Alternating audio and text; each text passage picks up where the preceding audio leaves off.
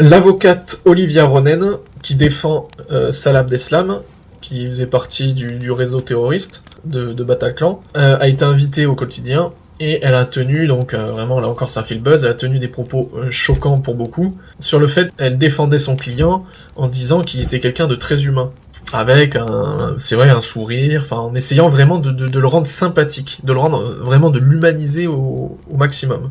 Alors oui, ses propos ont choqué. Mais alors, est-ce que ce qu'elle dit est vrai? Est-ce qu'elle a le droit, ou en tout cas, est-ce que c'est bien qu'elle le dise, ou non? Alors déjà, bon, évidemment, elle a le droit, hein, il n'y a rien de sanctionnable là-dedans. Mais après, au niveau moral, c'est autre chose. C'est son avocate, donc on est d'accord, même les plus gros fils de pute que la Terre puisse porter, il y aura toujours un avocat qui se fera le plaisir de défendre ces personnes, pour sa réputation et pour l'oseille. Vraiment, c'est pour rien d'autre. Les discours à la con, là, des avocats du genre « Ah oui, non, mais c'est mon métier, je défends », fermez vos gueules. Juste fermez vos gueules. On sait très bien que c'est pour l'argent et pour la notoriété, c'est tout. Le cas le plus frappant, c'était Vergès, là, qui avait défendu le nazi Klaus Barbie. C'est juste pour le pognon et la notoriété, rien d'autre. Sinon, vous êtes vous-même des fils de pute à défendre vraiment des monstres. Parce qu'il y a quand même des limites. On peut défendre plein de choses, mais il y a vraiment des humains sur la planète que si vous les défendez, vous avez le droit et on peut rien vous dire. Mais faut au moins être honnête à dire non mais vous inquiétez pas, le mec que je défends c'est le plus gros connard que la Terre ait porté, mais je le défends juste pour l'argent. Même en disant ça serait une bonne chose. Parce qu'on se dirait, oui effectivement, nos sociétés humaines ont évolué dans un état de droit, et c'est une bonne chose quelque part, même si c'est horrible hein, de défendre l'indéfendable, mais c'est quand même une bonne chose. Mais voilà, mais au moins être honnête en fait quand on est avocat.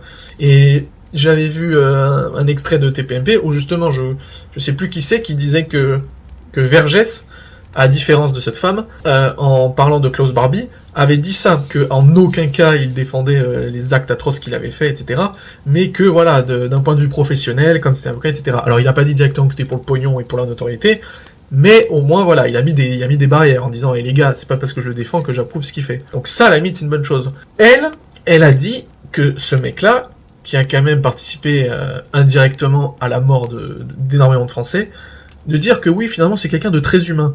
Alors, si on regarde la phrase elle seule, un avocat, c'est quoi? Ça défend les humains, ça défend pas les meubles, ça défend pas les animaux. Donc, forcément que Salah Abdeslam est un humain. Parce que sinon, il n'y aurait pas d'avocat pour le défendre, on le défendrait pas. Dire cette chose-là, ce serait même presque banal, on a envie de dire, bah, sans déconner, il est humain. Mais le problème, c'est que dans la façon de dire, et quand on dit cette expression d'être humain, c'est un sous-entendu de dire c'est quelqu'un de bon. Dire, ah, lui, c'est vraiment un humaniste, c'est quelqu'un d'humain, vous avez jamais donné cet adjectif à un connard. Le fait que cet avocat dise ça, ça sort complètement de son domaine d'avocate, du fait de défendre une personne, qu'elle soit bonne ou mauvaise. Elle aurait eu un discours pareil en disant tout le monde a le droit à sa défense, blablabla. Là non, elle a utilisé un argument émotionnel qui caractérise son client de bon. Et donc là, c'est l'erreur monumentale qu'elle a faite. Donc voilà, je sais pas si elle est jeune ou quoi, mais en tout cas, elle a fait la plus grosse connerie possible, même en tant qu'avocate, de dire devant toute la France, mon client est quelqu'un de très humain. C'est vraiment une bourde, parce qu'un avocat doit jamais admettre qu'il a tort, et donc ça va être dur pour elle de se défaire de cette merde.